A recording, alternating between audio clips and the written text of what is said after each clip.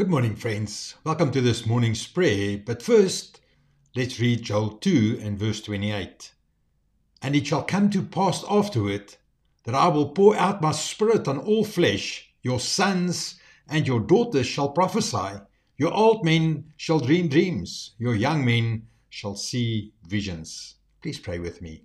Father, thank you for the promise of your spirit poured out on young and old sons and daughters.